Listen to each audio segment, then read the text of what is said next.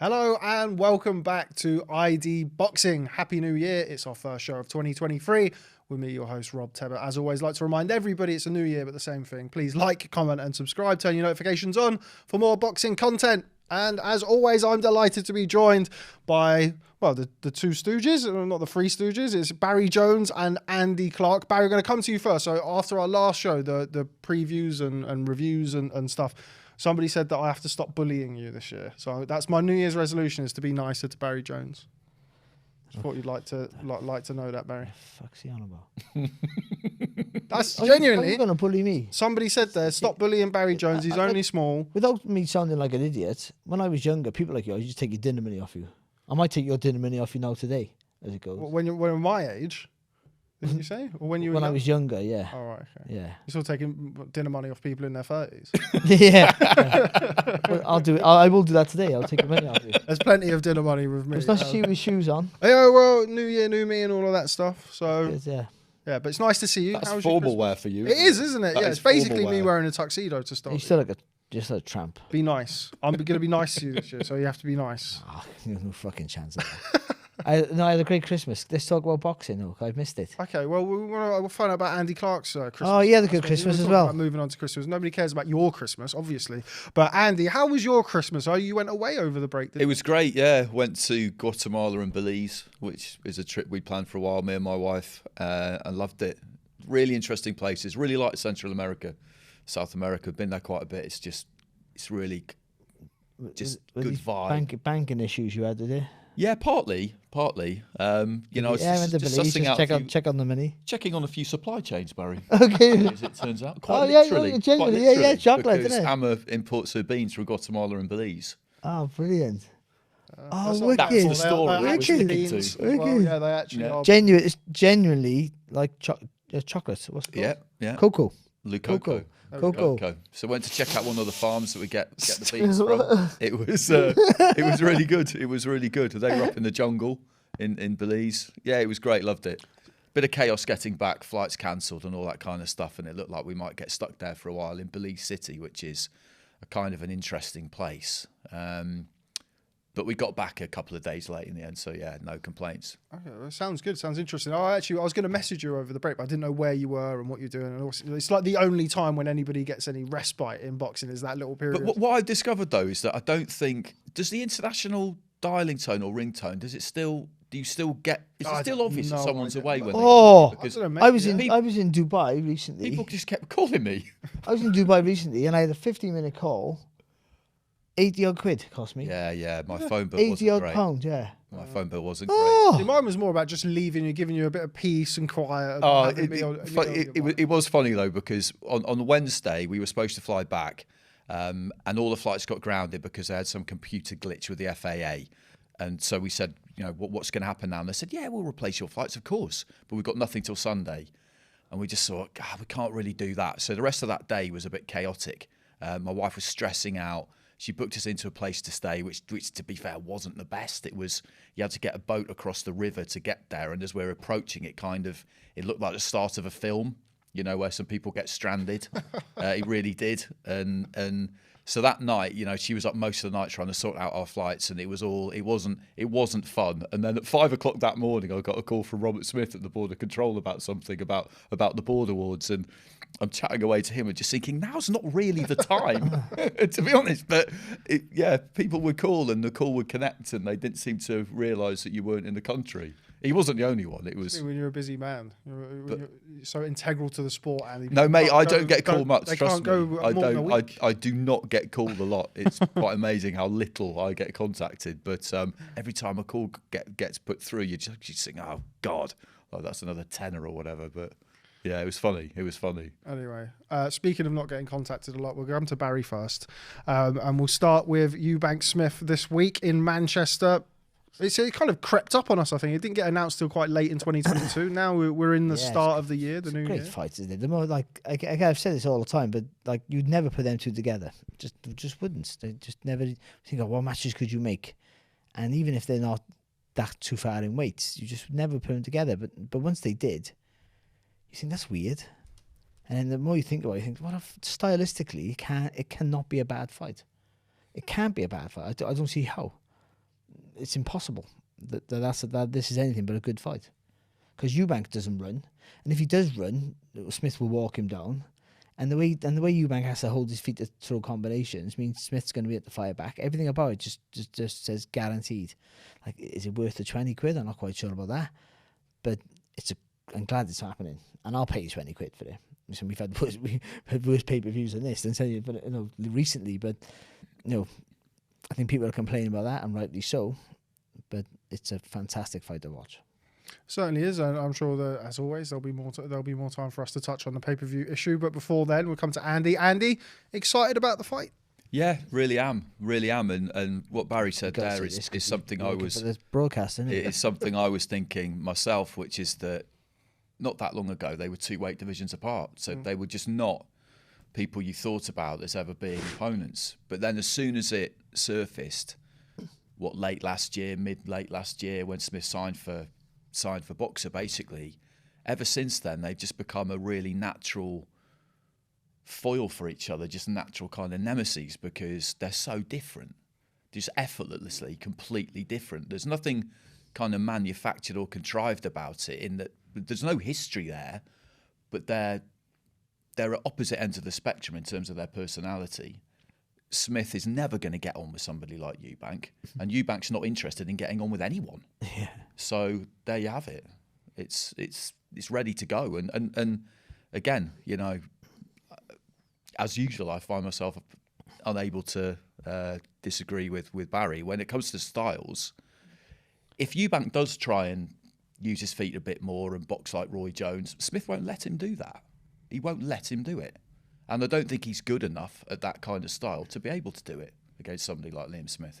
That was going to be kind of where I would go on to. If he's good enough to do that against somebody like Liam Smith. Okay, Liam Williams, I think it's fair to say, whether or not he did the weight wrong or whether something wasn't necessarily right with him, it seemed like his punch resistance just wasn't there, certainly in the first half of the fight, and by the time he kind of settled himself into the fight, it was a bit too late. Barry, going to come to you first. If Eubank is on his bike, is that what your recommended style for him? Because we've seen, Eubank, the 75 uppercut combination Eubank, we've seen the Eubank on the back foot, we've seen a little bit of both. What type of style do you think works here? I don't think the move. I think you naturally think you got to keep constantly moving, spinning.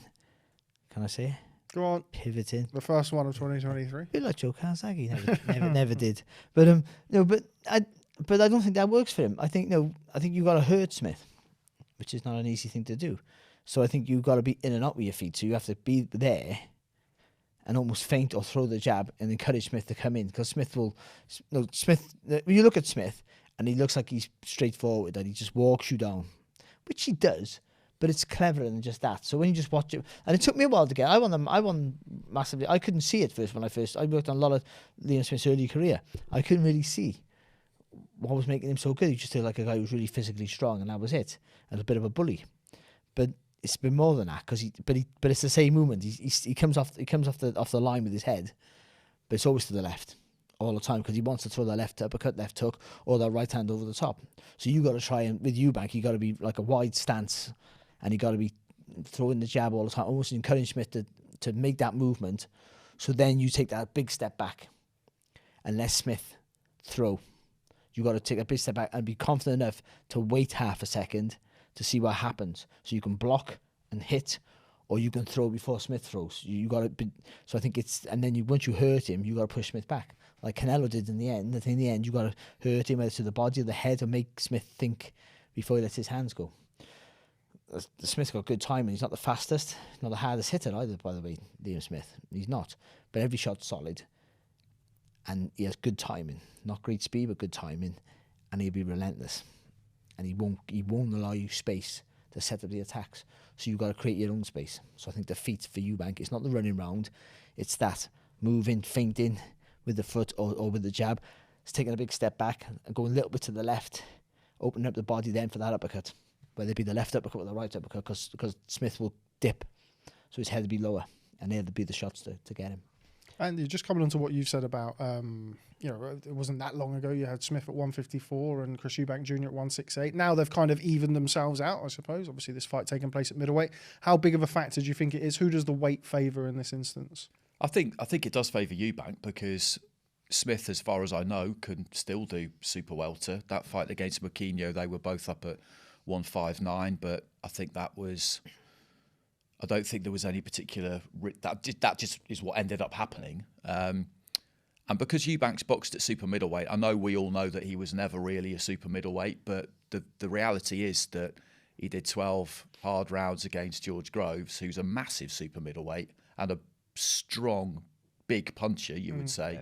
Yeah. And he took some licks in that fight, but at no point did he ever look like Groves was going to stop him. And you could argue that Groves, although he hit him plenty, never really put too much of a dent in him. I mean, Eubank is seriously tough. So if Liam Smith is going to win this fight, you're going to have to think it's going to be 12 rounds, and that's going to be hard.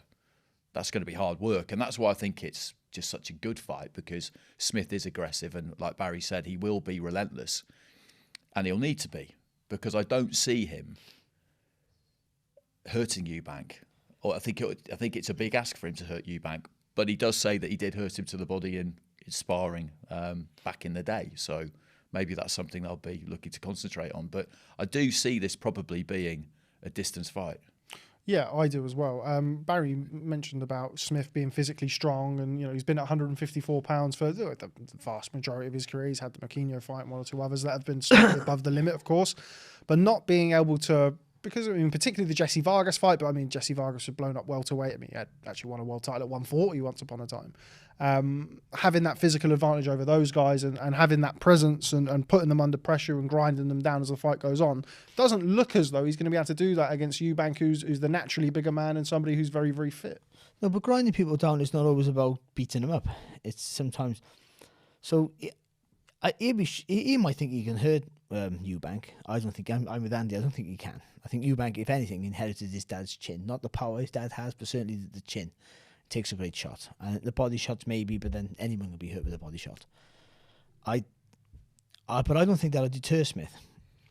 I think the way Smith goes about his work, he wants to hurt you, of course, but he'll carry on regardless. I don't think if Smith hits you with a great shot, so especially punchers more than anything, they keep hitting you with their best shot and you don't move, you can see him panic or worry or tire. I don't think that'll affect Smith. So he'll be hitting Eubank with good shots if he can hit him. I'm sure he can, but just say he hits him with every shot he throws and he hurts, and that would hurt anyone else, doesn't hurt him. I think Smith just keeps working anyway. He'll just go through. He'll just keep going. Right, I got to win this round.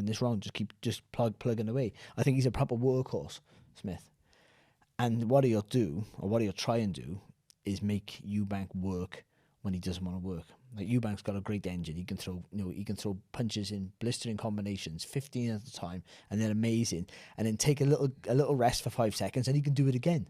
And take another rest for only 5 seconds, and he can do that again. So that's a real fitness. But that's fitness on your own terms. So Smith's got to get on him during that 5 seconds. Don't give him the rest. Yeah. Well, make him punch when he doesn't want to punch. Yeah. You could set when you set up your own combinations. You can take that deep breath or expel the punches. When you're forced to punch out of necessity, there's a panic to your work. So you have to do it quicker. So you snatch at your shots, and you can't regulate your breathing. It messes you up. It tires your tank. Yeah. And you see it with big punches like Golovkin, people like that. They do it with their feet. They tire you out. They force you. They mess with your breathing because you think, I need to punch. I need to throw. So I need to throw, rather than set up an attack. You're throwing just to keep him off, and then you're timing your distance and everything's wrong. Your body's not working. It's not body mechanics. You're not moving smooth, and all that tires you out. And more than anything, you just can't set these attacks. So Eubank can throw loads of punches, but he always sets his attacks up because his movement, his athleticism, which will be a big factor in this fight, and a factor that now might mean you get the win. I could give you a real strong argument. I can't say the words, but I could give it to you. Why Eubank totally dominates the fight and dances rings around Smith and punches holes in him and could stop Smith as well, by the way. I think theoretically he could punch Smith to submission in many ways. But I just think Smith's going to make him work so hard constantly. He's going to have to walk through walls, but it's not the first time Smith's had to walk through walls, and I think he's built that way. I think Liam Smith's a nasty man by nature. Be careful what I say, because I don't want to have a go at his character, because I don't really know him, but he's always been lovely to me. Not always. But it's not always. Like, but I think he's a decent bloke. But I mean, when it comes to fighting, he's not a nice bloke.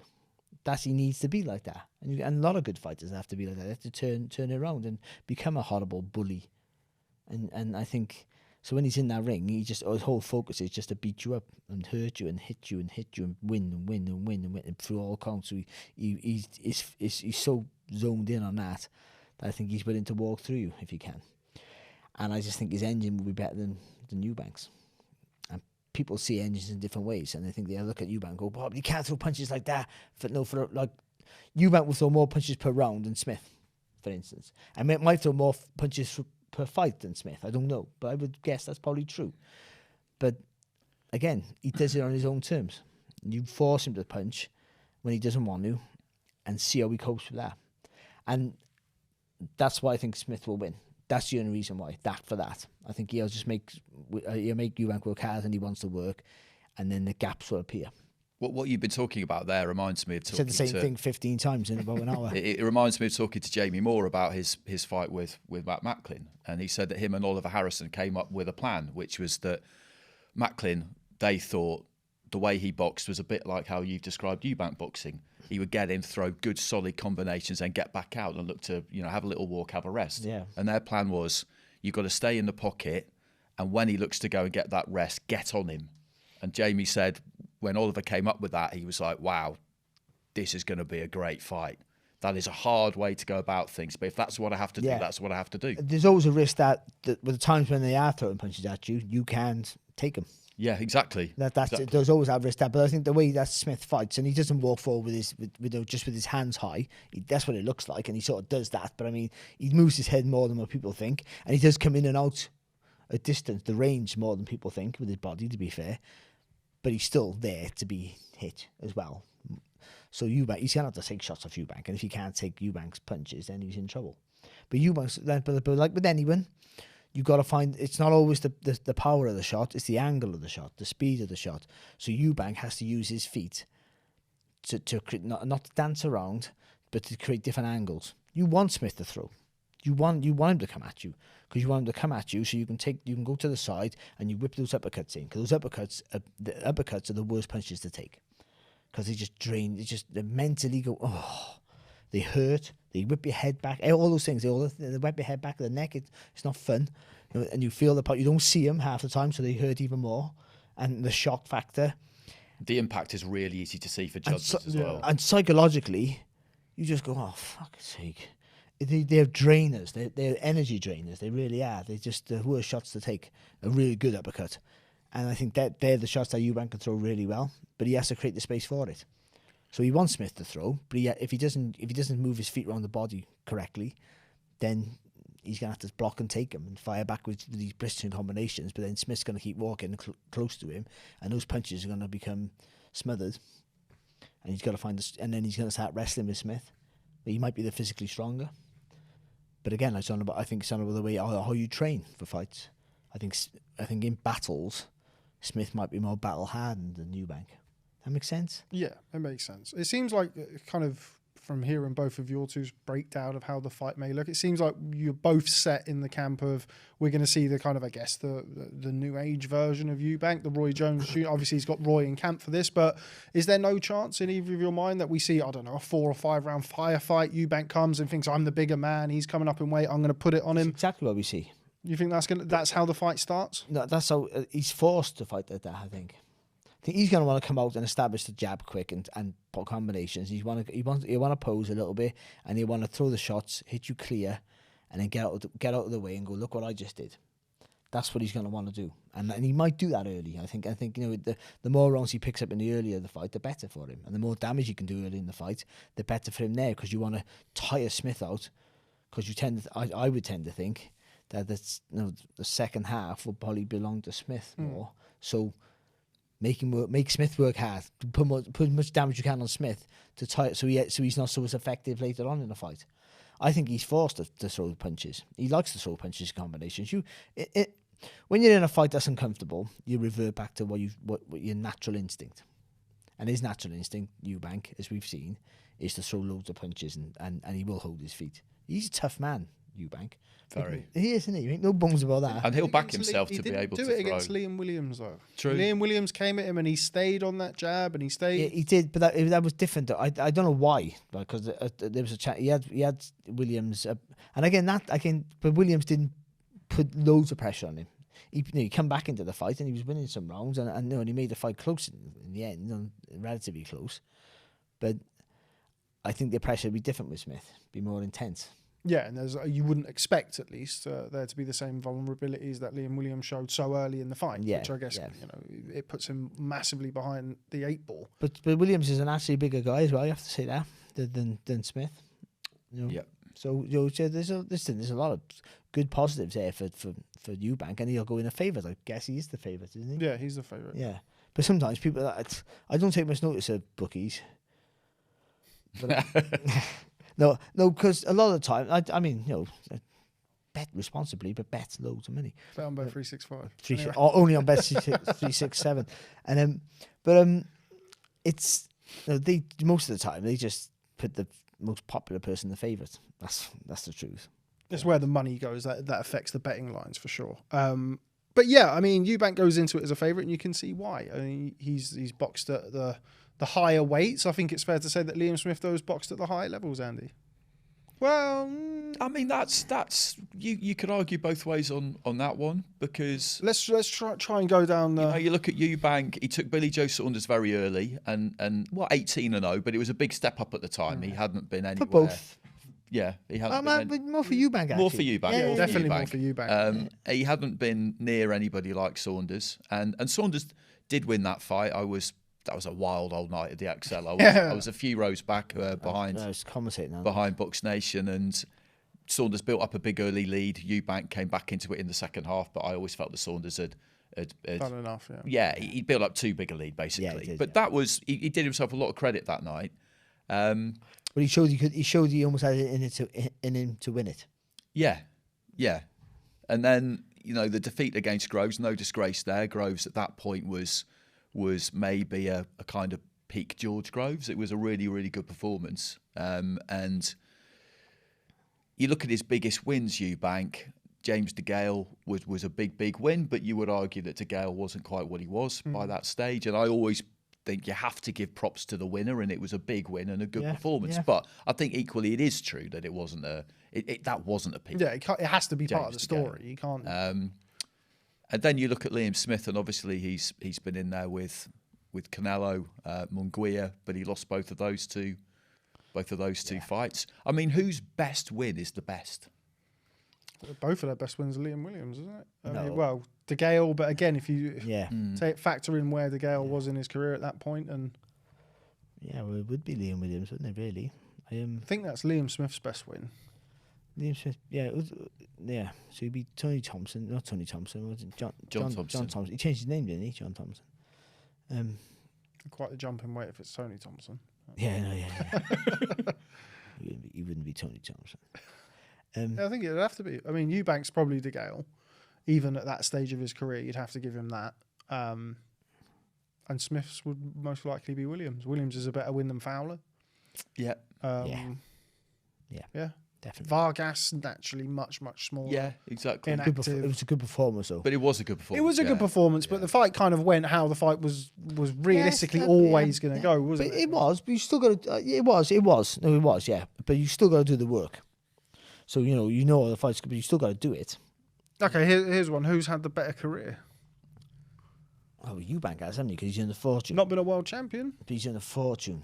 Like we've not been. He has. He should not been a world champion, and he hasn't. No, that's absolutely true. I've seen people discussing that very subject actually elsewhere over the last few weeks. But the way that he's kind of guided his career, Eubank, his earning potential wise, he's maxed it out completely, hasn't he? At ITV box office. I mean, he beat Arthur Abraham, but it was a well past his best Arthur Abraham. Again, you couldn't really argue against that. But in terms of money in the bank, you would say probably Eubank. But when you compare the two resumes, like you say, it's close. I think it's close, and people will. Eubank's got the bigger. Overall, he's got the bigger names on his record. So Canelo's the biggest name. But Yeah, Canelo's a big. Munguia's a big name. Not as big a name as Canelo, obviously. Well, It's almost like Munguia's- the winner of this weekend could probably say, if you look at their resumes and you put a Eubank win on Liam Smith's resume or a Liam Smith win on Eubank's The biggest, resume, then that They're both each biggest other's swings biggest the win. pendulum. Be the best doesn't it? win, yeah. They're probably both each other's biggest win, aren't they? Be the best win, that's for sure. Yeah, and you would. I mean, people probably this week will play the game of comparing the common opponent, which is Liam Williams, and discussing who did what in those fights. But I never really like to go down that route. So far because apart, they're so different far fights, apart. yeah. That first fight between Smith and Williams, the way that ended was very, very interesting, wasn't it, to say the least. And that was a really good fight. The second one was good as well. Actually. Yeah. I think and Williams won.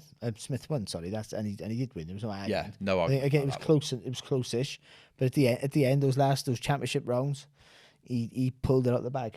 He was one who could maintain the pace. He's one who could dig deeper than Williams on the night.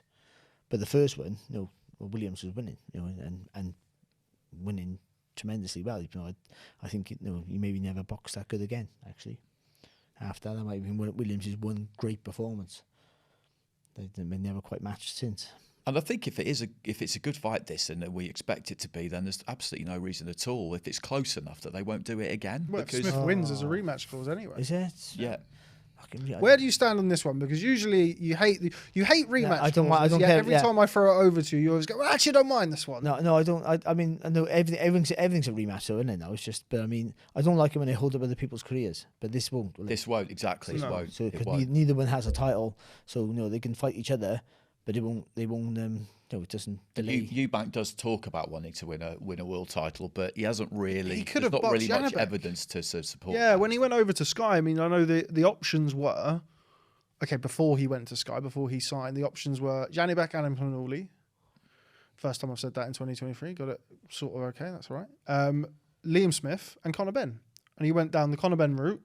And then when that didn't happen, he's gone for Liam Smith. So the world title, and by the way, in that period of time, we saw Janibek not look spectacular against Denzel Bentley. But he's probably thinking, I'll pick up a world title, and in this generation, you probably will, and so he's thinking, I'll just earn as much money as I can at the very end. Yeah. But like what that wasn't George Grove's intention, because George Grove boxed for world titles and couldn't get over the line. But he earned all his money, and then probably got paid less for the world title fight than he did for the 6 fights previous.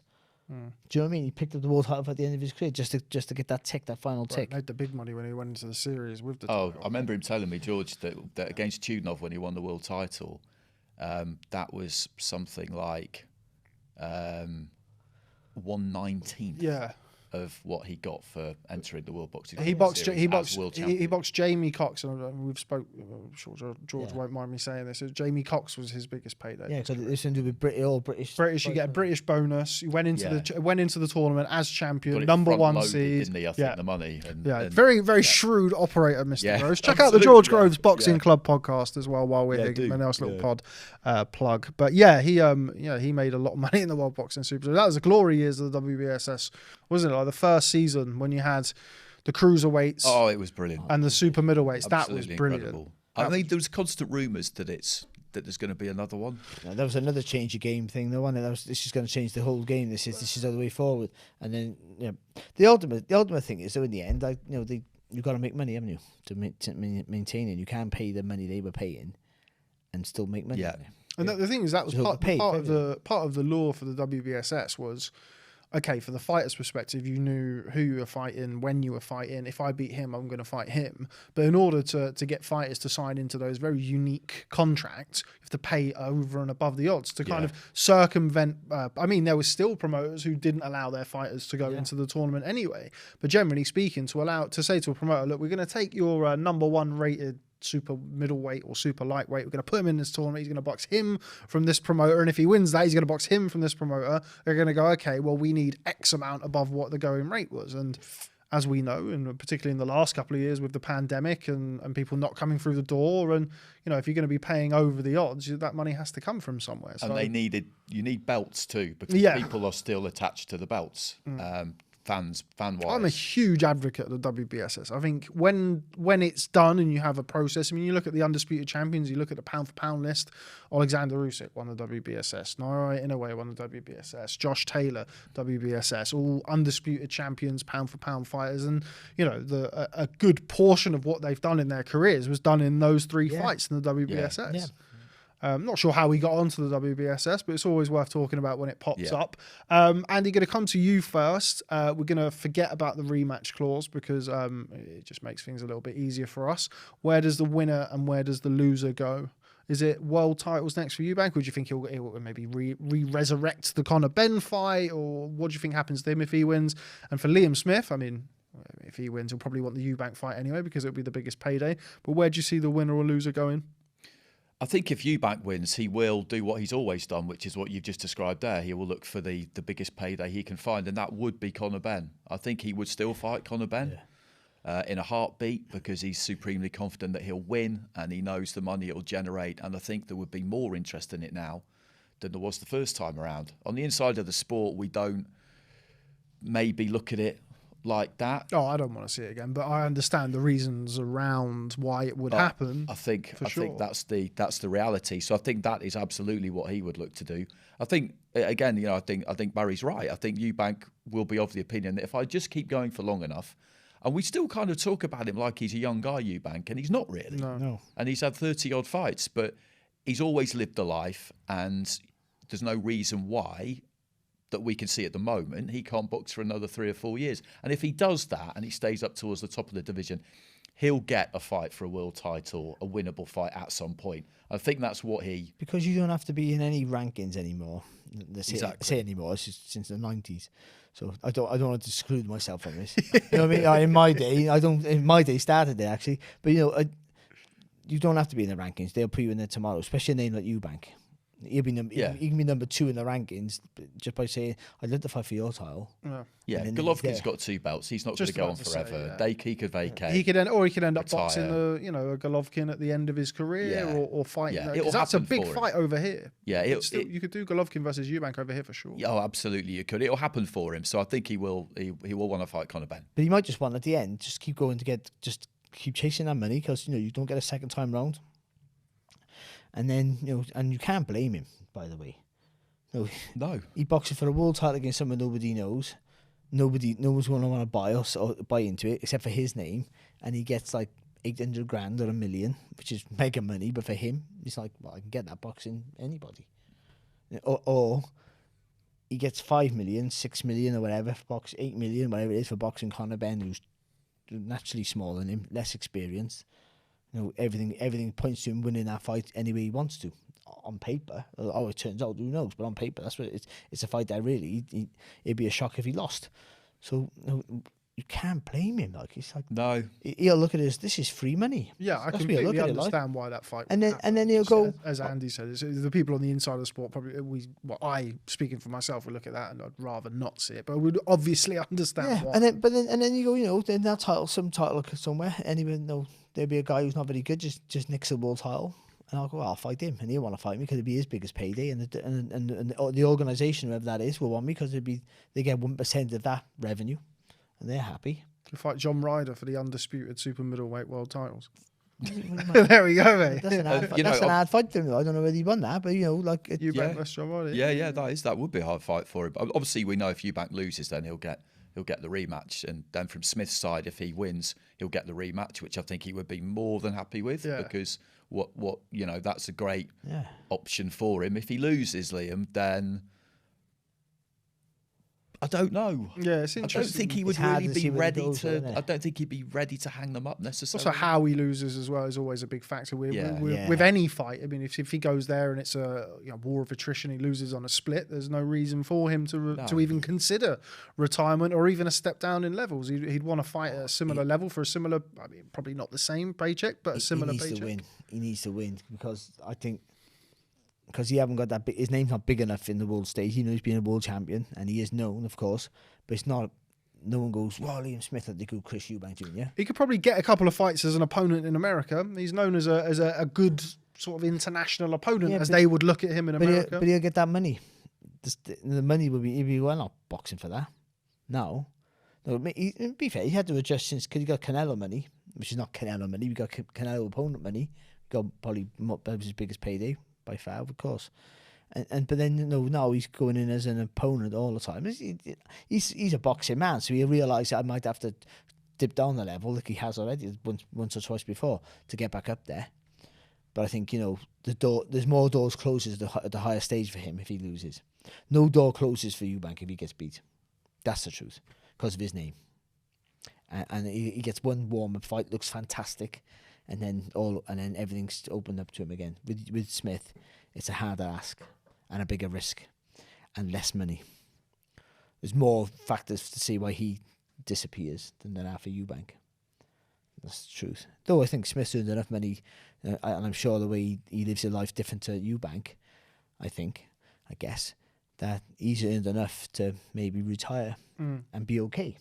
No, I don't think he can just go around, for private planes all the time. But I think he can live a comfortable life now. He's earned plenty of money. Yeah, he was well paid for the Fowler fight by all accounts, and the Jesse Vargas fight as well. And I'd imagine he's been well paid for Maguire, and obviously, Canelo was big money for him. And this, I'd imagine he's being well paid as a one part of the. I know Smith fight. I bet you got good Williams fight. I bet you got decent money for those two Williams fights as well, because he would have got the better share than for those. No world title fights. No. Are they not? Interim, maybe one of them was. Was the first one the interim? Or was it? Yeah, I think the first one was the interim, and then the second one I don't think had a title attached to it. Oh, it was just the rematch based on the controversy for the first fight. Yeah, but anyway, either way, I think he got these. But I think it's hard. It's a hard road back for Smith because he's a road back. He's not there yet. No one's talking about Smith boxing for world titles, but everyone's talking about Eubanks boxing for world titles. Certainly at middleweight. Smith's name's not even mentioned in middleweight. Is he a middleweight? And Eubanks, I think he's at 2 with the WBC. Munguia's at 1, and I think he's at 2 with the WBO as well, isn't he? He'd be well ranked with the WBA as well. He's held a belt with them before. He was like interim champion, I think, once upon a time. He's dropped down a bit with them, I think. But no, you're right. I think he's at 5 with the WBA. He'll be well ranked in this, as Barry says. Smith would take those rankings if he said this in the past about Anthony Joshua. You're always the mandatory challenger if you bring enough money. Yeah, exactly. You can always exactly get a title shot. Not the WBO. I think Munguia will be the WBO number 1 until about at least another 50, 60 years. Yeah. I don't know what they're going to do with Munguia. Crazy, all of that big talk around him boxing Jamal Charlo.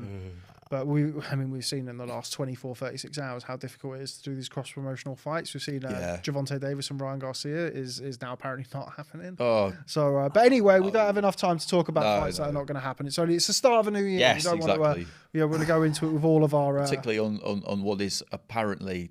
officially the most depressing day of the year. Is it? The middle Monday of January, yeah. Oh, is it? My favourite day. That makes a lot of sense. Right, before we move on and talk about the undercard, I'm really excited to talk about the undercard, actually. I think there's some good fights on there. Andy, going to come to you first. I appreciate you're going to be working the card, so I'm not going to ask you for a belt and braces prediction, but how do you see the fight playing out? I just think it's going to be a really good fight for all the reasons that we've outlined, and I genuinely don't know which way it's going to go. Eubank does have the advantage in terms of size, and we know that he's got an absolutely rock-solid chin. But that doesn't mean that Liam Smith can't sustain a work rate and a success rate that can see him win the fight over 12 rounds. I do expect a good fight. I'm as confident of that as I ever am. You never really know. You can never be totally sure. But I do expect 12 rounds, and I expect it to do the business for us. Barry, going to come to you. I know you've kind of given a prediction in the past, but same question, how you see the fight playing out. And as you're not working the card, I think we can get a proper prediction out of you. Yeah. We'll let Andy off. Well, I've said on Sky platform as well that I think Smith's going to win. I do. I wouldn't be shocked if Eubank wins. I think it is generally that sort of fight. But I'd sort of stuck. My first instinct was Smith. I just think that he won't be deterred that he can hurt Eubank. I think that people are thinking, you can't hurt him. If you can't hurt him, you can't beat him. And that's not true. And I think the athleticism of Eubank's going to be a problem for Smith, a real problem. I think the combination is going to be hard because I think every shot of those, none of them are knockout punches. Eubank's not this knockout puncher, by the way. It looks like he is, but he's actually not. But every shot's a whipping and a painful shot, I feel, as well. So that's going to be a problem for him. But I just think he keeps coming at him all the time. And when he dips over to the left there, when he dips to the left, if Eubank doesn't create that space, you got to take that left to the body. You got to take that right hand over the top. Smith will be relentless and make him work when he doesn't want to work. So I think Smith, I think it'll be tight. It's going to be a hard fight. And I think we're going to be up to round 10 and still not sure who's going to get over the line. But I do think that just the work ethic of Smith alone, actually, will be enough to get him over. He might not throw as many punches as Eubank, but he'll throw throughout the round. So Eubank might throw 110 punches in round 3, and Smith will only throw 90. But he'll do is throughout the round, it'll be different, and everyone will be thoughtful. So and all of Eubanks won't land, and I think he'll revert back to the old Eubank, throwing just millions of punches, and a lot of them, being blocked or not having the desired effect, I think. Or if he does the Eubank, if he does the Roy Jones thing, jumping in from distance, then if he catches you with his feet off the floor and all his body jumping at you, he knocks you out. And if he misses, I think Smith roughs him up. I'm big on Smith, actually. But in a tight fight, yeah, Liam Smith for me. I think it's going to be a tight fight. I wondered whether or not to be as honest with my prediction as I'm going to be, because why not? It's my show, I do what I want. But well, why wouldn't you be honest with your prediction? Well, it's not a slight. I don't think it's going to be the best fight. Shut up then. Yeah. So I don't. I think it's. I don't think it's going to catch fire. And I think on paper it has all of the ingredients too. Why do you think that? Because I just think that Eubank is going to get behind the jab. I think early on in the fight, he might hold his feet a little bit just to let Liam Smith know that he's the bigger man. But then I think as Liam warms into the fight, Eubank will get on his bike. I think Liam will have some success towards the end of the fight. And ultimately, Eubank will win a close, competitive decision. That's how I see the fight going. And I don't know whether or not... Look, go back this time last year, we were all saying the same thing about Eubank versus Williams. Great fight.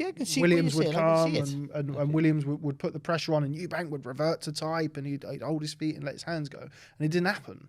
And I just don't know whether or not Eubank... It sounds mental to say. I don't know whether he cares enough about what people think of the fight, so to speak. I think he wants to win the fight, and however he wins the fight, he's happy to do it. And if he can win the fight without getting drawn into the trenches, and it's not to say that Liam won't drag him into them, then I think he'll do that. And I think that's how the fight's going to go. And I can see it being a not so great fight that Eubank wins a decision. I do agree that he won't care how he wins it. But I think for him to do it in the manner that you've just described, he would need a real healthy lead at halfway. And I'm not sure he'll have one. And if he doesn't have one, then he can't do that, can he? Yeah. And then he'd have to... That's kind of... My outline is kind of illustrating him towards the end of the fight, maybe hanging on to a lead, which if he doesn't have, he might have to hold his feet and have a go. But I can see Liam taking those first couple of rounds, as he does, staying nice and compact and edging forward and shifting forward, giving those 2 rounds, not giving them away, but Eubank winning those rounds, and then, getting behind the jab and not a lot happening for the first 6 rounds, but Eubank being the one who's kind of initiating it behind the jab and not a lot happening, and then Liam dragging him into a fight or what have you for round 7, 8, 9, and then Nick rounds Eubank because his combinations are more eye-catching and explosive. They'll maybe don't have the same effect as some of Smith's shots, maybe, but they'll look whoa. And in some of those rounds where you might think Smith's doing the better work, more work, but the shots you remember came from Eubank. There might be a tight fight like that where you think I know that what you like, and we all hate to say it, but it's so true. In a lot of close rounds, it's like what you prefer: quantity over quality. What effect the punches had, or just sheer work rate. It'd be down to that, I think. And I think as well, Liam boxing at middleweight for the first time, not having the presence that he had against. Look, okay, Vargas was naturally smaller. Moutinho still something of an unknown quantity. Whatever happened with the end of the fight, whatever. Fowler kind of is all very well and good when it's at long range, but as soon as where Liam Smith is at his best in that mid range and up close and personal, Fowler tries to punch his way out. It was a big step for Fowler. Yeah, massively. At that time. I don't think he's going to get what my point is. I don't think he's going to have somebody like Jesse Vargas, who kind of is naturally smaller anyway and then crumbles in the second half of the fight and is inactive. And I don't think he's going to find somebody in Eubank that he did in Fowler who's going to panic on the inside and waste energy and allow him to find the gap. So I can see Eubank sort of trying to stifle him a little bit, and maybe as well with the natural size advantage, not having Liam as keen and as having the same sort of intent on the front foot to close the distance and stay in there and hold the shots. Might get a cut. We all know Liam Smith gets cut every time he walks out of his front door in the morning. Having a cut and against the bigger man who's kind of cool and calm on the end of the pressure that you're putting on him. I mean, I hate to sort of say, but that's how I see the fight going. That's how I see the fight going. I think there's definitely. You said this, I think that was pretty much what you said about the Ben fight. Yeah, and I don't know whether or not it's because of Eubank. I thought the best Eubank that we've seen, and okay, we've kind of referenced it here, was the Nate Vasquez Eubank against James DeGale, where he was jabbing his way in on the inside and then letting his hands go when he got there. So it wasn't just. I think we've either seen from Eubank in his career him trying to get close, and to get close, not really using any sort of nuanced way of closing the distance and then letting his hands go. Or we've seen Eubank on the other side of it, where he's at distance and he's flicking the jab and he's not really willing to get inside and commit, which I think we saw against Liam Williams. I think the only time we've really seen him mesh those two styles was against the James DeGale, who wasn't, at his best in that fight. So, yeah, I don't know whether or not it's just the kind of recent memories of Eubank and seeing him I know he could have probably stopped Marcus Morrison, but he didn't. Yep. Vanik Adouan, the chap that he boxed there, didn't really do an awful lot, and then the fight was over. So I think he's got the ability to make these fights a little bit easier on himself, in a sense of not having to go to the well and have these big tear-ups on the inside that we used to kind of associate him with. I don't know. He's a mysterious cat. You never know what you're going to get. No, but that's exactly it. And so often I've emerged from a Eubank fight not really any the wiser as to how good I think he is. And Liam Williams was another one. On paper, he's put him down 4 times. No one else has ever done that to him. Andre didn't do that to him in a world title fight. He's put him down 4 times and beaten him on the cards by a comfortable margin, but you're still leaving the arena just thinking, I don't really know what conclusions to draw from that, because it's the whole mystique about him, isn't it? Yeah. It's part of the how good is it? Yeah, it's part of the selling point. We still don't really know. Maybe he just gives you enough, doesn't he, to look at and go, but is he good enough to beat the next guy? So you would put him in the next guy and you go, well, I beat him, but he hasn't that progression, have he? So he gives you that taste. He does really good stuff, but when he steps up a level, that's going to be found out. And look, then he finds a way and adapts a little bit. But he doesn't just do enough, but gives you a glimpse of vulnerability every time he fights. Maybe. And I don't want it to sound like I'm not trying to say that he doesn't need a good performance to beat Liam Smith, and Liam Smith's just going to allow him to do that. I don't think that at all. He's going to have to, any win that he gets against Liam Smith, he's going to have to earn it. I just don't. Unless he just elects in his head, I'm going to go out from first, I'm going to show him I'm the bigger, stronger man, I'm going to put it on him. I don't really see him wanting to, again, not to say Liam's not going to pull him in, but I don't see him electing to go into the fire. I don't really see it. No, I think he'd be smart to box. Why wouldn't you? You've got the longer reach, the faster hands, and you're more athletic. Then you do want to keep it at range and distance and have the comfort of having the bigger part of the ring behind you. So you can throw your punches and get out of the way, regroup and go again. And because you like to box at your own pace, because you always set the pace for the fight, and you always like to throw when you want to, you've got a bigger space behind you. So he might go in there and try and take the centre of the ring and try and push Smith back a little bit behind the solid jab. Maybe. I'm not quite sure about that. But the running around the ring, he'll get cut off. I think Smith cuts the ring off better than Williams. Yeah, I think that the kind of big question Williams followed him round a little bit. Yeah, I think the big question we come back to from what we've all said basically is, can Liam Smith make him fight? Yeah. And also, what happens when he does make him fight? Is Eubank going to be the naturally bigger man? I've personally felt that Eubank physically hasn't quite looked the same since he come back down from 168. I know he wasn't a 168 pounder, yada yada yada, but still naturally you're in the ring heavier than you would have been. Yeah. And then him coming back down, and the fact that he's not 23, he's 33, and I don't feel like we've seen the same, like he's had that robust, physical, attritional style before. Historically, you find that fighters who move later in their life move down in weight because they're more disciplined in their training. That's what happens. And then you understand when you get too late in your life, don't you? I should do this, but they lose something. they lose, even though he's not an old man by any stretch of the imagination, but they sometimes lose something moving back down in weight. But because he's not a natural super middleweight. Yeah, it's not like he moved up because he outgrew middleweight. He still had to put the weight down. Yeah, exactly. Of course, And that also, that plays into the theme or the potential for Liam to make it difficult for him down the line. Okay, if he's a bit tighter at the weight, he's definitely going to be a bit tighter. I know we saw him looking like a skeleton and making 157 just to prove a point for the Ben thing, but I mean, you looked horrendous when he did it. Even making 160 is not going to be easy for him around. And same goes for Smith, man, because he had to, when he was making.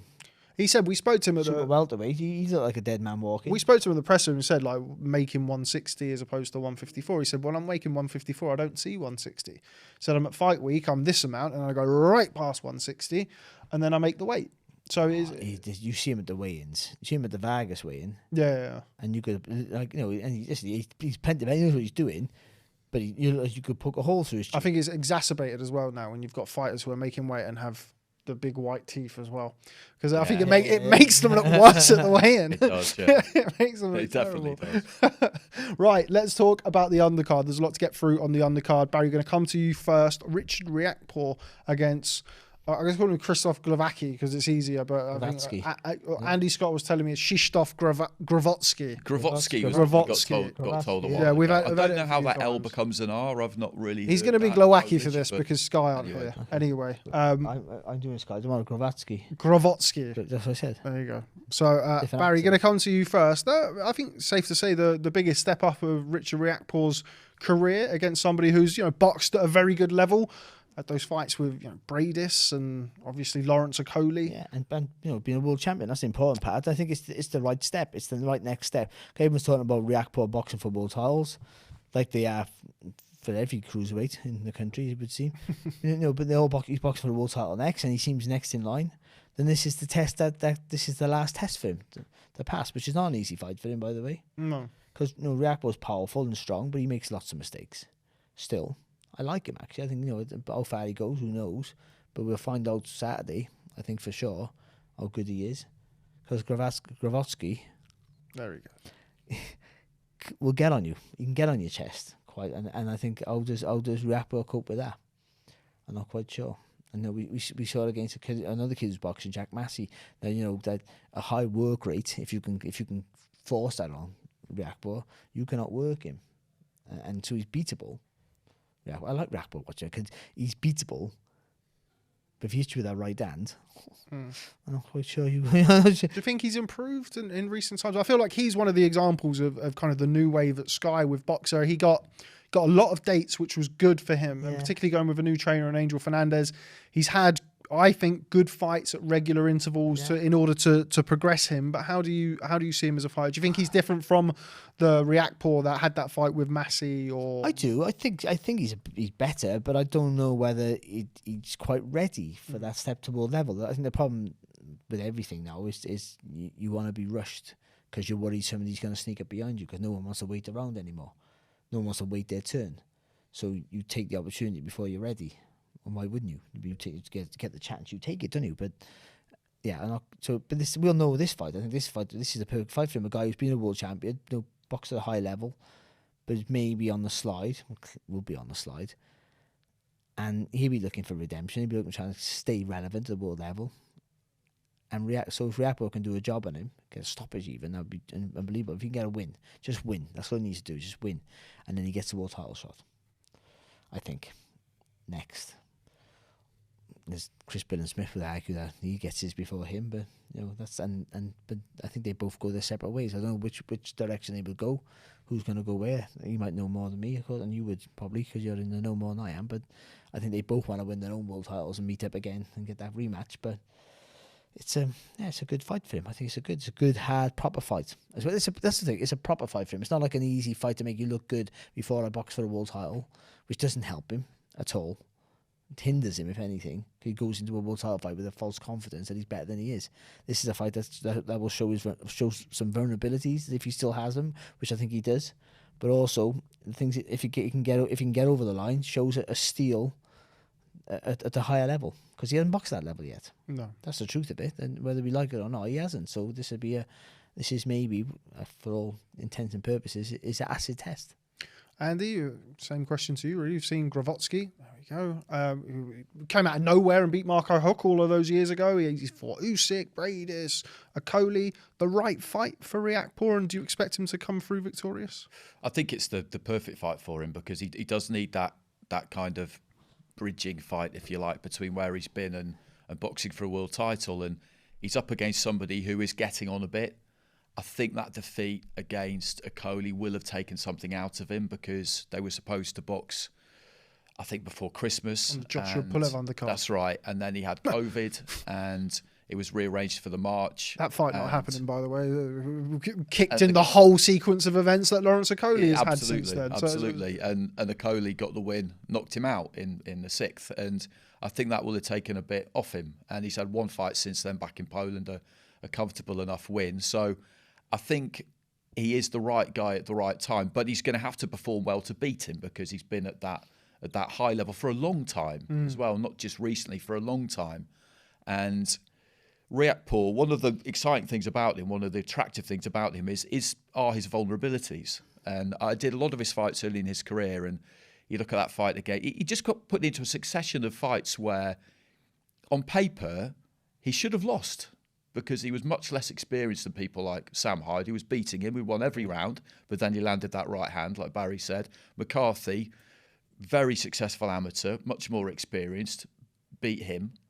Got the win against Jack Massey, got the win against Bilham Smith. And after that, I think he just wanted everything to just calm down a bit because he knew that he'd been thrown in the deep end again and again and again. And they've done that with him because I think they've picked good guys. Yeah, the hand injury, because he was was just pre-pandemic. He had a hand injury and he had some managerial stuff. So he was boxing now. What's that fella's name? Gullamarian. He was going to box him, wasn't he? Yeah, it's probably not. I think, yeah. It was good that he didn't. Yeah.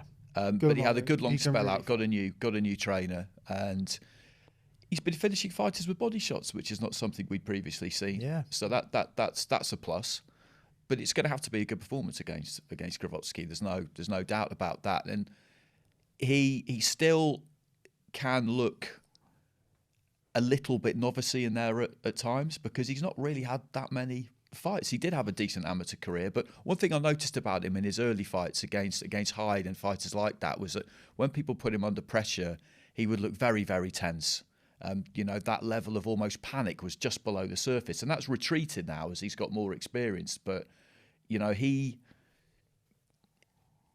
he's been swimming in deep waters for a long time, and I think he's acclimatised over the last 3 or 4 fights because they realised that that's what they needed to do with him. But I think it's the perfect fight for him, really, to find out whether he's ready for a world title fight or not. And in regard as to where he'll go with that, they both, him and Bilham Smith, seem to favour either Makabu or Opataya, as far as I can understand. Makabu is going to box Badu Jack. So it's going to be... He was supposed to... Well, Don King put out a rumour that he was going to defend against Noel Mikhailian or Noel Givor. So yeah, that was ordered by the WBC. So the WBC orders, at the convention, they ordered Makabu versus Mikhailian with Machunu versus Jack as the final eliminator for the mandatory. There's since been a little bit of... And it's now going to be Badu Jack versus Makabu. But you make the right point that you make with regards to the Riakporhe is that they've had... Dion Juma, they had Turkey, and now they've got Glowacki, all southpaws, all people that you can prepare for. Opataya is a southpaw, Makabu's a southpaw, so they're certainly priming him for that. But I think this is a hard fight. I think this is a harder fight than people are giving credit for. The Akoli fight, Akoli was winning every round and he was boxing well, and that's, I think, still to this point the best we've seen Lawrence box. He wasn't heavy over the front foot like he's been. He was in and out and kind of keeping his distance. So it was a very good version of Akoli. He won every round clear enough, and then the fight was over. But he didn't batter Glowacki from the opening bell. And Glowacki was in there. He was competitive. And I feel like Lawrence is, still, gone through his professional career and his amateur career at a rate of knots and crammed a lot of experience into a short space of time. He's still more experienced than Richard. And you just wonder what happens if the fight does get hard in those middle rounds and that version of Riakporhe who, when Sam Hyde was sticking it on him and when CBS and the Massey fight, we will talk about Jack Massey, obviously he's boxing Joseph Parker. That was an awful fight, really bad fight. And it was a fight where it got attritional and it got ugly and we didn't see the best version of Riakporhe. You just wonder if Glowacki can make it that type of fight, how he reacts, particularly in the second half. Well, that's what you want to do, won't you? You want to get, you got to get inside that reach, and what Andy said about making panic, because when you panic, you get all tense, and when you get in that drains your energy, then all of a sudden that big right hand, Telegraph it. and it's not a big right hand anymore. It's just a big slow weapon that you can see, and you can break. If you can't get out the way, you can brace yourself with it. You got that right hand's got to be a punch you don't see. What Okoli did well against, what he did well was not go over the front, he was turning from the waist and keeping the distance on the right hand and keeping it nice and long. Just turning from the shoulders and not overreaching, not bringing that right foot forward and getting close. And that's something that Richard's got to be doing. Riakporhe, making sure he does that against someone like Glowacki, that he doesn't reach over with the back foot, doesn't get too close, because if the guy can get inside you and you're squared, that'll be a work away. You'll be in trouble and you'll panic, and then you won't throw that right hand because you think, oh, if I miss, he gets close. But if you don't bring the right foot forward, you can still miss and he doesn't get close because you bring it back.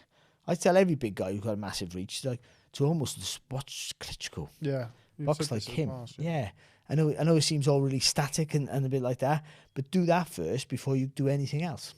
The basics for big guys is more important than anything else. Just doing the raw bare. If you can do the raw bare basics, excel at that. In any weight division, you're a pretty good fighter. But as a heavyweight or a cruiserweight, even cruiserweight, you were more athletic or the smaller. But even that, if you can do that perfect, you're world class, I think, and it gets you over the line more than anything else. If you've got a punch as well, that's all you need to do. Why do you want to get close when you've got a bullet of a right hand? That when you fully extend with it and get him on the end of it, that ends all the fights. Every fight you're in, if you can get him on the end of that long right hand with a perfect shot, they're done every time. Why do you want to get close? Everyone wants to learn to do body shots. Everyone wants to learn to fight inside and hold and twist and turn, and and don't tense up, and don't wrestle too much. Go with them and then pull back. All the stuff you want to know, but don't waste your time learning that if you haven't learned how to go poof first. Simple as that. I should be a trainer. That's well worth 10%. That is. There's people who get a higher percentage for less insight. But anyway, enough about that, and moving on to another fight on the card. We just briefly mentioned that former heavyweight champion of the world, Joseph Parker, returns against Jack Massey. Jack Massey, I think it probably took everybody by surprise. I know it took me by surprise to see Jack Massey up at heavyweight. But yeah, Andy, an interesting fight that I don't think anybody was expecting, but you'd have to favour Joseph Parker as the bigger man and the more seasoned man to win well against Jack Massey. Yeah, on paper there is no other conclusion you can draw, because like you, I did not see this one coming. Since the defeat against Riakporhe, things have been quite slow for Jack, although he has won that IBO title, but it's all been at cruiserweight. I didn't hear anything about him really, particularly during that spell, to suggest that he was going to step up to heavyweight. It's a massive move, and Parker is an established fighter in that top 10, top 15, and for that reason he's an overwhelming favourite in that fight. Let's not pretend. For Massey, you would wonder what the defeat against Joyce might have taken away from Parker. He was very competitive in that fight. It was a great fight to watch.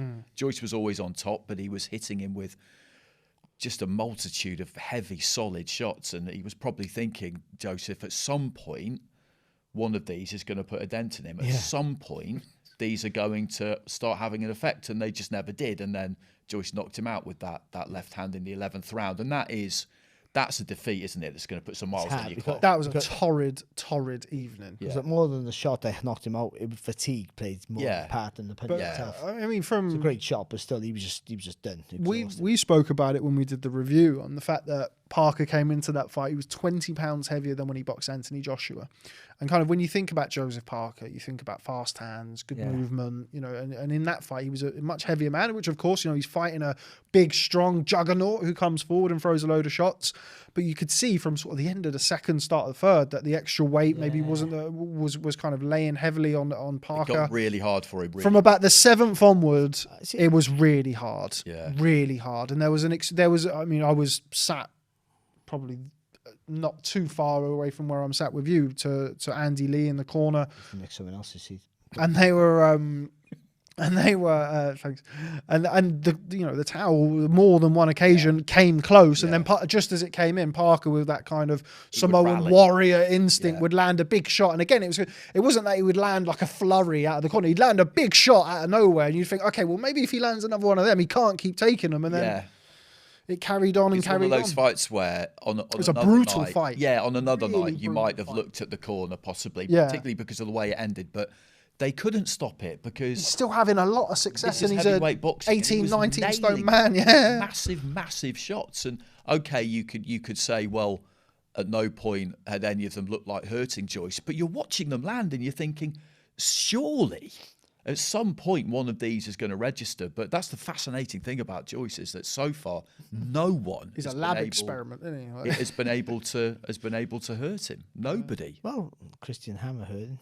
Yeah, he's, Nick Webb hurt him as an amateur. I saw that. I mean, Kuzmin stopped him in the amateurs, and I mean, Bryant Jennings hurt him to the body when they To the body. But I know what you're saying. Like those big winging overhand rights from former heavyweight champions of the world are supposed to do something. But he doesn't say I can't be hurt. No, You see, but I just carry on anyway, regardless. That's his strength, isn't it? He just shakes it off. manages to shrug it all off. But Barry, going to come to you what Andy said there about.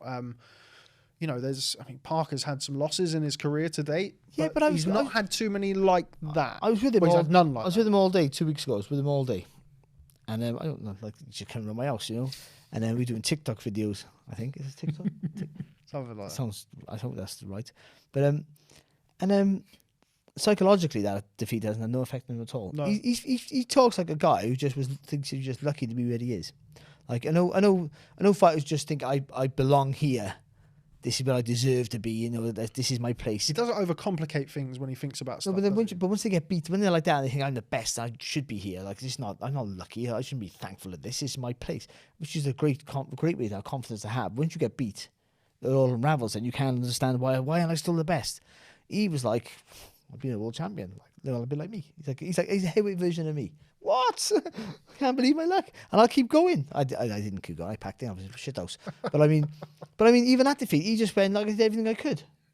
I couldn't box any better than that night. He said those things were like building up to the fight were an issue, but everyone has those sort of things. And wouldn't have heard of him if he won. Yeah, but he didn't mention him when he lost. To be fair, he didn't really mention him, and he just said, but it's I did the best I could do on the night, and it wasn't good enough. So I think psychologically, you won't have a problem. Whether physically that takes a bit out of him, but I don't see how Massey has the tools to do that. Massey's not a massive puncher, though he can punch his weight, but that's important, his weight. And Parker's known for having a good chin and being durable as well. And fast hands, good feet. No, obviously, no. I like to see him lose a little bit of weight, but I just see all Massey could be hoping is that all the pressure's on Parker. Because Parker can't just win. Parker has to win good. If Parker just gets over the line against Jack Massey, who's not a David Hay moving up. Let's be honest, he's a good fighter. But he's not like a world champion moving up. He's a British level cruiser. Because this is a fight that no disrespect, this is where he is. This is which is a good level actually in Britain, sure. Which is European level in Britain. Let's be honest, or world level. But he's not the best in Britain at his weight, or certainly not the world. And then he's moving up. This is not like when David Hay moved at the heavyweight. This is a real test. It's a crazy fight. I can't believe they've taken it. For his career development, this doesn't do anything for him unless he wins. But how he wins against a big guy, because Massey's vulnerable, he can be hurt. So you tend to think there's just nothing points to him winning the fight. I almost want him to win because nothing points to him winning the fight. But I think it's just a crazy risk on his health, on his career. Where does he go when he gets... Let's be honest. We don't want to you can't say this because you're working on the night, and I don't know him, and I want him to win because he's British. Why wouldn't I want him to win? I can't see anything but him getting beat up. That's the truth. I hope I'm wrong, but I can't see anything but him getting beat up and stopped. And if Parker doesn't do that, Parker's got to have a really good look at himself and go, "Am I really? Is this the end of my career at heavyweight? The end of my world title or world level ambitions?" Or he goes to the Chisora route. I don't know, but I don't see how if he doesn't do a massive job on Jack Massey, where's Parker going? Yeah, it's a fair point for sure. You've got to sit there, haven't you? But they must know the risk. The Massey, the camp, and him himself, he must know the surmountable task that he has. He's the guy he's not top. He's top 10, but he was top 5 until he just got beat by Joyce. Let's be honest. He's definitely absolute worst. Even the most. Even if you hate Joseph Parker, he's a top 15 heavyweight, isn't he? He's a top 10 heavyweight, he has to be. for sure. He has to be. The team with Massey now is quite interesting because he was at the start of his career and for most of his career with the Rimmers, Bobby and then Robert, training, and Steve Wood.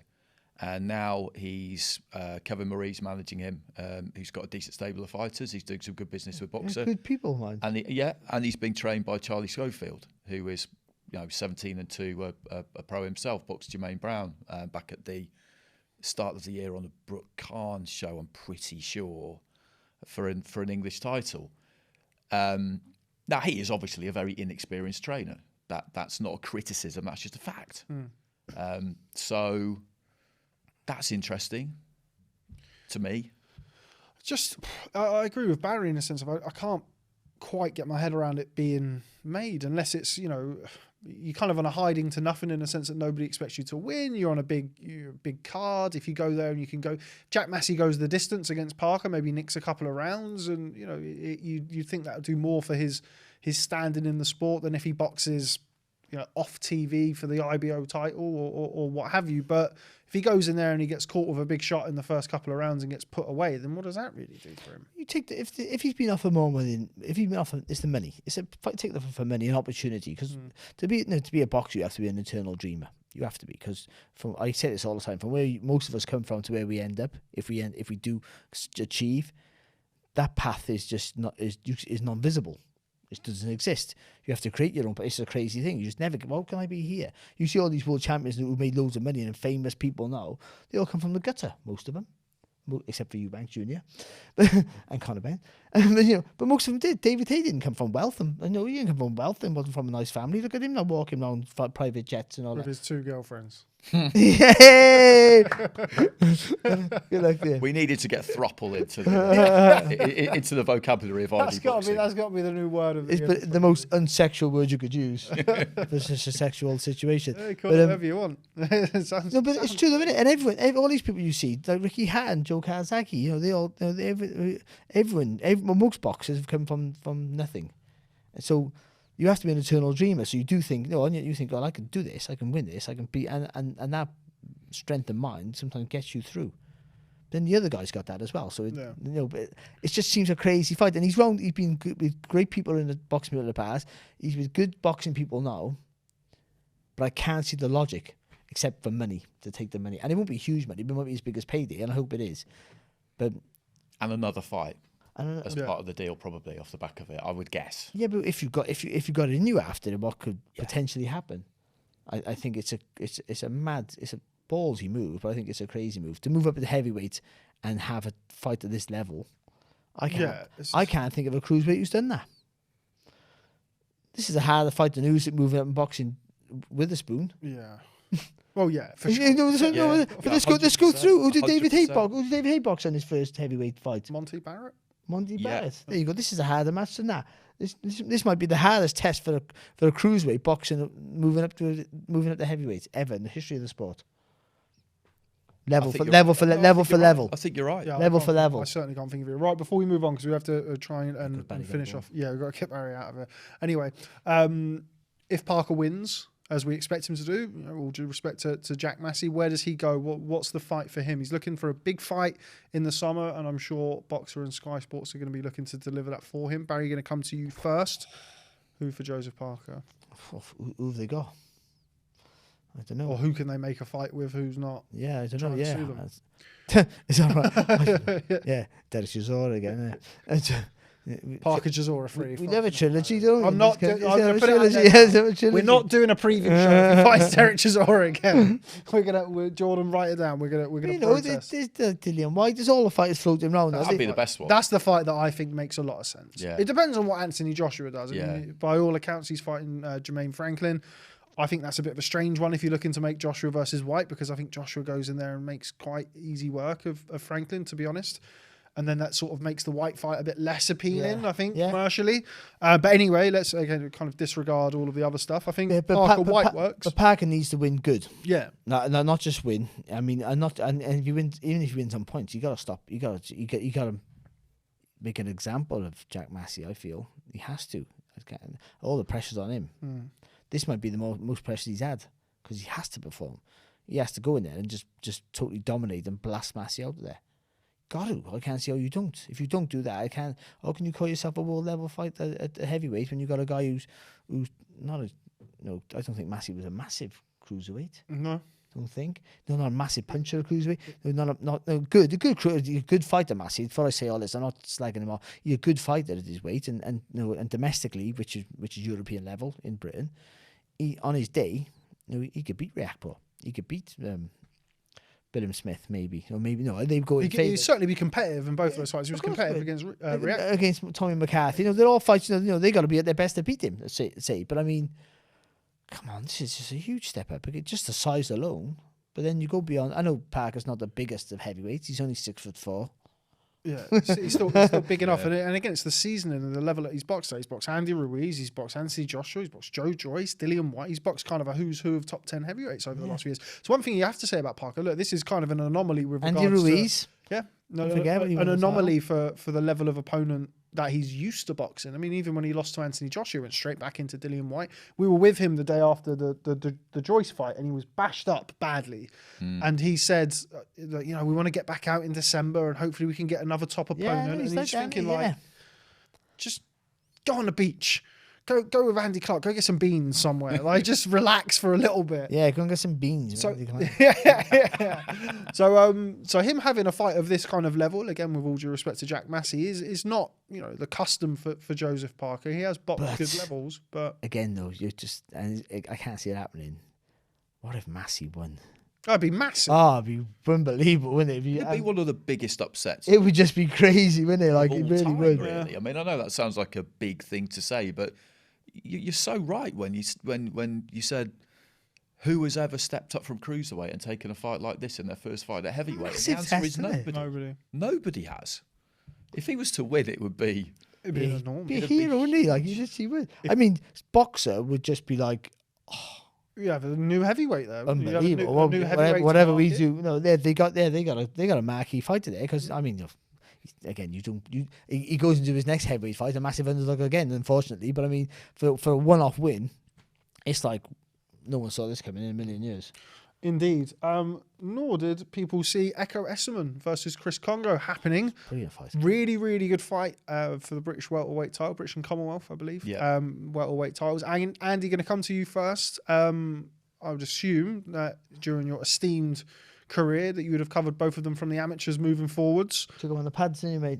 There we go. Took him on the pads. Mr. Woodall getting the big up all the time. That's like Mr. Woodall. You've been to the gyms, haven't you? Doing the pads. Yeah. I went down to Miguel's quite a bit when Chris Kongo was that was a good little stable, wasn't it? Around turning over from pro. I was down there to see Isaac Chamberlain. I did a few of his early fights, and Riakporhe was there at that point as well. Dillian White, John Harding, and it was a really good. It's a great gym. That was a good little period of time. Yeah, and I enjoyed going down there. And I remember when he was turning over Chris, he found himself behind a few fighters at GB, and Echo Essuman was one of them because he wasn't really a full blown welter. Chris, I don't think. I think that would be fair, and he had people in front of him, and Echo Essuman was one of them. So I can't wait to catch up with the pair of them this week and just get into how well they knew each other when they were on the setup, because Chris didn't actually get onto the podium squad. He was on the development squad, but he was a good amateur, and he's a good fighter. Yeah, and he's slick and he's skillful. And I remember him fighting Sergian Bomo on the undercard of Dillian White, either Dillian White, Joseph Parker, or Dillian White, Oscar Rivas. I think it was before then. When did he box Serge? I think it was the July 2018 one, which would have been Parker. Was it? Anyway, it was the the float, and it landed right before the main event. So it was a big platform for him and an opportunity he'd really been waiting for and really needed. And he won, and he boxed really well, and he did exactly the right thing, which was just box. Because if you give Ambomo a chance and trade with him, that's when he could beat you. And so intelligently, he didn't do that, but it wasn't that eye catching. So in a way, it was a big opportunity, but through no fault of his own, it didn't lodge in the memory. And he's been waiting for opportunities. Really, he got one against Michael McKinson. You know, they were two guys who were kind of like president and vice president of the British welterweight who needs it club. So they ended up fighting each other. And Gibraltar was there, of course, yeah. And McKinson knocked him down in the first round, which he's had a habit of doing. Yeah, it does all the time. And won. And since then, again, he's been waiting, but he's had a couple of fights with Boxer, and yeah, he's a good fighter. But so is Echo. He had a good career with GB. Good win over Sammy Antwi. Yeah, a good win against Sam That's Antwi. a good win because Antwi's massive. He can punch. Strong, yeah. It was a kind of a strange fight, that, because Antwi made him miss quite a lot and then just didn't really make him pay. He started well, I thought, Antwi. I really liked how he approached the first 4 rounds, and then after that, he didn't really do an awful lot. No. I think Echo just started to build as he does. The engine, exactly. He just, he brings that, and he brings it to good effect. So it was the white brown undercard. White brown. Oh, so that was earlier. Same undercard. And Richard Riakporhe got knocked down. Right. Yeah. By Phil Williams. Yeah. So that was March 2018, wasn't it? Okay. So yeah, just before. Parker was in the July. Because he signed with Dillian. Dillian, Chris. But stylistically, they are a. That's a great fight. Good fight. Really good styles. Styles. Yeah, really good. Clash of styles. But and having the amateur. They'll gel. And having the amateur backstory is good as well. So look out for Andy Clarke catching up with Echo Essuman and Chris Kongo. Barry, going to come to you. I really like the fight. I know you really like the fight. How do you see it playing out on the night? Well, I think Chris got to start fast. Eckerman's got to start fast, I think. If he gives Kongo too much of a lead, I think Kongo's got good enough feet and movement to stay out of trouble. I think if he's got a big lead. But I'm sort of going to go... I have a stylistic bias to people who box more than fight. But I think Essuman might catch up to him. I think it goes the distance. Just in that second half of the fight. I think he just might nick it, yeah. I think if he can make Chris work hard to win those early rounds, which he intend he will, and can nick 1 or 2, then I think down the stretch, Chris has to hold his feet more. I think, and he can hold his feet against Essuman. Kongo just can't. I don't think he can. I think Kongo knows not a big puncher. I think he got good technique, so you can feel the shots. Sharp puncher, he's not a big puncher, but he catches you on his whippy shots. Yeah, sometimes. so it's good technique, so you can feel it. I watched him spar Dillian White once, randomly, which I mean, though that kind of the Miguel's era. You'd go down there one day, you'd have John Hardin sparring Richard Riakporhe. You got like a I saw that a few times. Yeah, it was always really interesting spars though. But yeah, watching Dillian White stick it on at the time 140 pound. Well, that sounds really healthy for the sport, doesn't it? That more of a tech spar from the heavyweight. But I think that, as you always get when you have the heavyweights sparring with the lighter guys, they let them in. But if they ever need to just let them know who's in charge, then they're more than happy to do so. I think Kongo needs to hit him with a shot. I think he needs to let him feel the weight of the shots. I feel like these fights, and I think we've seen good examples of it recently, where the pressure fighter, and I think I think another kind of GB derby, if you want to call it that, with Troy Williamson and Josh Kelly was a good example of you have the pressure fighter against the boxer, the slickster. But if the boxer or the slickster can make an impression on them early and make them a bit more hesitant to close that distance, then I think that is where Kongo wins the fight. I don't think he wins the fight unless he can land a good shot on Essuman early and let him feel the weight of the shots. I think it's how I'm going to go the same movements I always talk about, but his exit route has to be smart, because if you're just going in and out in straight lines, then it'll work for you when your feet are really fresh and fast. Yeah. But as the rounds tire and he starts to get a bit of momentum, then you moving back in straight lines is just giving him more emphasis to want to walk you down. He get to you quicker. He knows where you're going. He knows where you're going to be. So once he throws a shot, I'm on you, because he knows you're going back in straight lines all the time. Even if you're going back punching, you can stunt your shots and it's not a thing. But if Antwi can keep him at bay, who's a bigger guy, stronger puncher, Kongo's a better mover, but a much better mover. But I just don't. I think he gets caught up with him. Got to keep his back off the ropes. Yeah, I usually always go with the punch with the boxer. I was thinking, but I think Essuman again is one of those guys who's just again does nothing fantastic, but just 'cause he's there and he. Quite neat and compact. He's there, yeah. He's slow and he stays on you, and yeah. So I fancy him. But again, not sold. I think it's a great build because there's a few fights like that. I go in for him, but I'm not putting my hopes on it. I think outside of Parker Massey, which we've spoke about, I think the main event obviously is kind of on a knife edge. I think Riakporhe Glowacki is a much closer fight than it's being billed as, and I think this is an excellent fight no matter what way you look at it. Great bill actually. It really is. Really good bill. Yeah, the Essuman Kongo kind of stuck out for me because they're just two lads I've tracked for quite a long time, and I find it difficult to pick a winner. I think you're right in that Chris does need to kind of make sure he gets his respect. Can't just allow him. Describe it and. But he has to know what he is, though. He has to know what he is. Yeah. No, he's the boxer, and it's not. He's a sharp puncher, though. If he gets you, he can punch a little bit, Kongo, I think he can punch harder than maybe his record suggests. He knocked out Luther Clay. Yeah. That was a good performance. Yeah, that was really good performance. That was his... supposed to be his breakout performance. And then obviously, but he ended up boxing Michael McKinson, who nobody wanted to fight. I mean, he's had a few of these, Chris. Like I say, he's been waiting for opportunities, and that was a big night for him against Luther Clay, and he took the chance, and then nothing really happened off the back of it straight away, and then he ended up in with McKinson. But Echo's had to work hard too. The pair of them, even though Echo had the more vaunted amateur career probably because he boxed WSB and he got higher in that GB setup than Chris. Although Chris, also did very well. He had two brothers who were boxing as well, Obed and Elvis, and they were good fighters. So it's kind of in the blood, if you like, but. Yeah, it took Echo a while to get picked up by a big promoter. He was boxing on the small halls. He's got a very tight relationship with his trainer, Barrington Brown. I've been up to the gym in there in Nottingham, and it's a great little environment that I really enjoyed going there. And you look at the pair of them, and they both really, you don't want either of them to lose because it's big for this for both of them. It's a proper fight. Echo's won that belt outright, so he's lodged that huge achievement in his career. Neither one's let's use that old Fleet Street expression. Neither one's a sexy name. No, that's fair. A sexy that's name. Fair. So it's a rebuild, and it's a rebuild in the shadows. That's the problem. Yeah, that's why it's so big for the pair of them.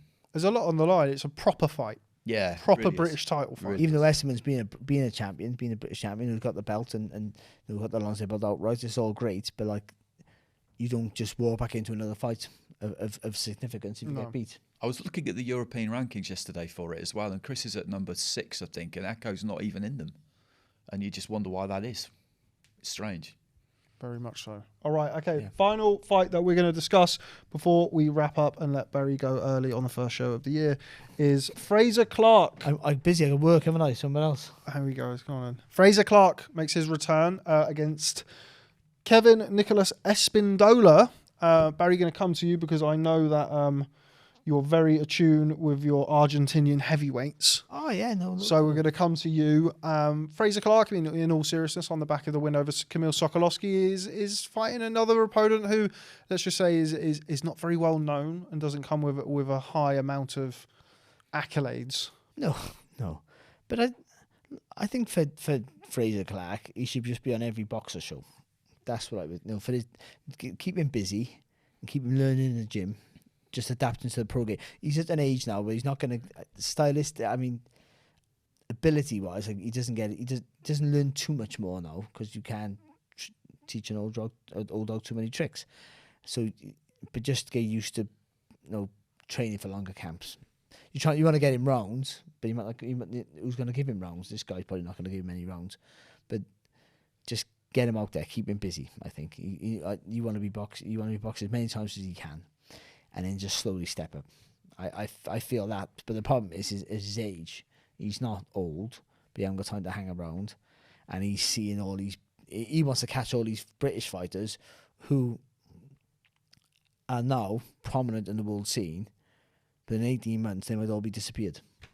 That's the truth of it. You might not see a Joshua in 18 months. You might know Dillian White's might not know is waning. Chisora's might be going on forever, but Mitchie, what's he going to be worth in the next 3 more fights from 3 more defeats? And and Fury might not disappear. All of a sudden, then that heavyweight scene is just you and Dubois. Joe Joyce might be done in 18 months. He might win a world title and retire, because of his age. So you want to go quicker than maybe he should. But I would keep him really busy, give him like a real good step up then, sort of middle of the year, and then a bigger step at the end of the year, and then make 2024 his year for pushing for big things.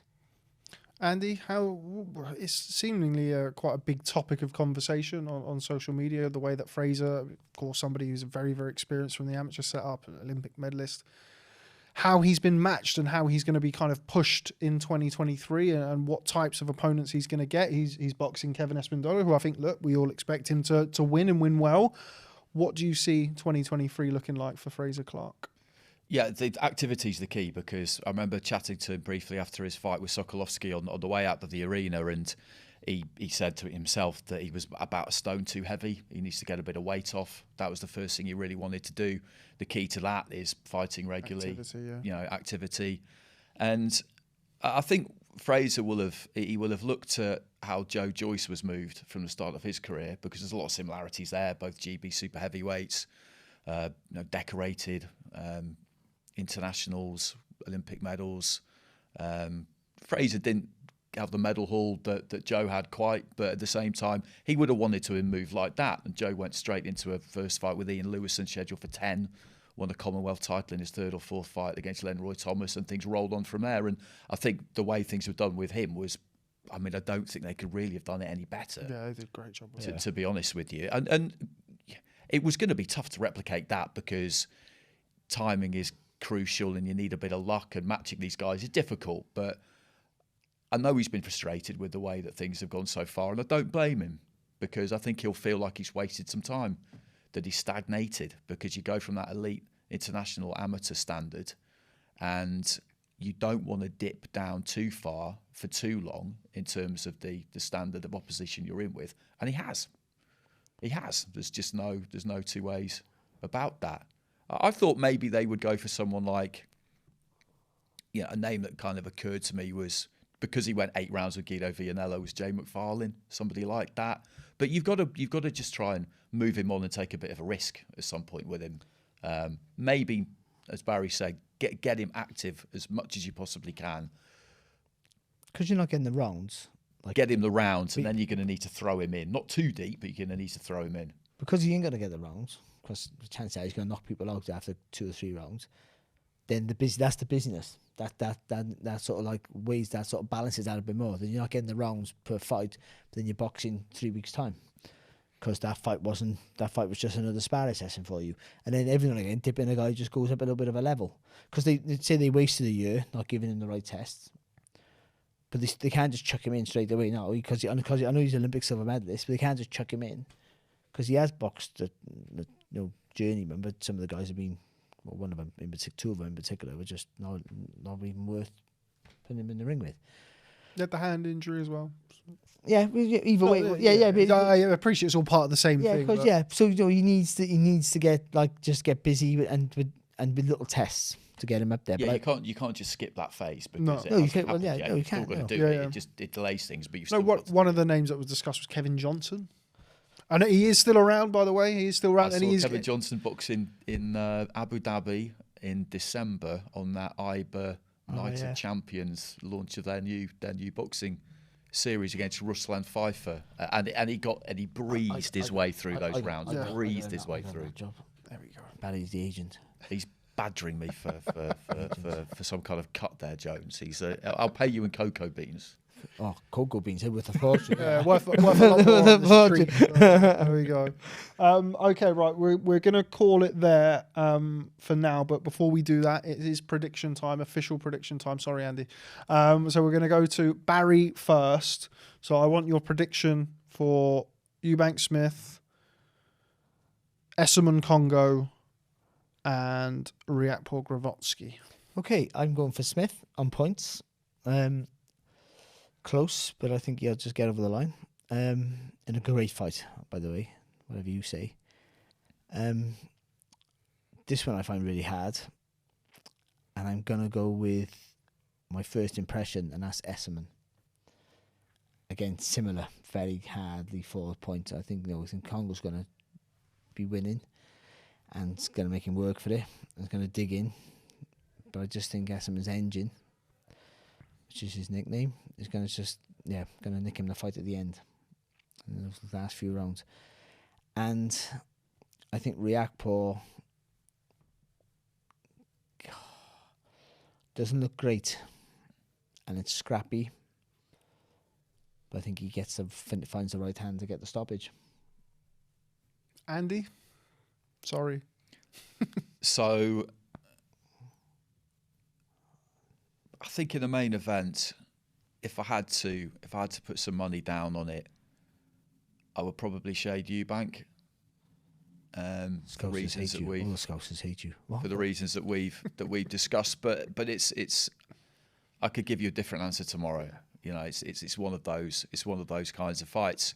Flimsy as well, he is. I do think that Riakporhe has been well matched against Glowacki. I think they've done well with that. I think it's the right person for him at the right time, and I do think that the defeat against Okoli will have taken something off him. And he had a real tough one against Breedis as well, which I haven't even spoken about it. That was a crazy night. I commentated MMA on that fight. one. It was an absolutely wild affair. So I think he's been a little bit harshly treated by boxing in the last few years, Glowacki, and I think that the chances are that Riakporhe will land on him, and maybe he's easier to get out of there now than he has been previously. Yeah. As for Essuman Kongo, I don't know. I don't know. Okay. That's fair enough, actually.